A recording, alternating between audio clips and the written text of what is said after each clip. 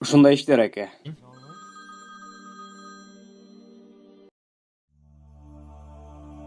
Да, эмне кааладың? Качан бошосом ошондо үйгө барам. Тамак даярдадыңбы?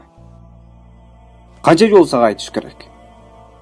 Сен мага пайдасыз бир буюм сыяктуусуң. Эч бир пайдаң тийбейт. Качан бошосом ошондо үйгө барам. Түшүндүңбү? Болду. Бул эмне кылганың, Стив? Ал мени тажатты. Сабырым жетпей калды аке. 2 жылдан бери абал ушундай. Анын кылыктары тамагыма келип бүттү. Мейли бардыгы. Мен сенин аялың менен мындай сүйлөп атканыңа такыр ишенгим келбей турат. Пайгамбарыбыз саллаллаху алейхи вассалам бизге үйрөткөн, жана айткан, силердин эң жакшыңар аялыңарга жакшы мамиле кылганыңар деген. А бул эмне болчу? Ал эчтекени түшүнбөйт. Туура, ал түшүнбөшү мүмкүн, бирок түшүнбөйт эле деп. Сен бул кылган мамилең таптакыр туура эмес. Өзүң жакшы билесиң.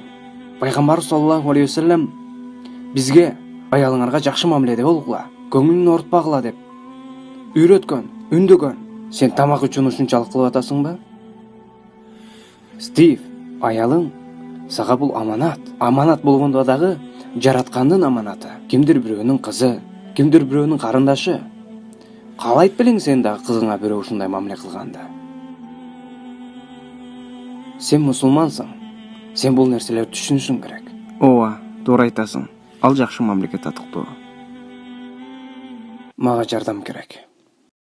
Ооба, бардыгыбыз кыйналып турган кезде жардам керек. Жакшы нерсеге көңүл бөлгөнүң сени жакшы гана кылат.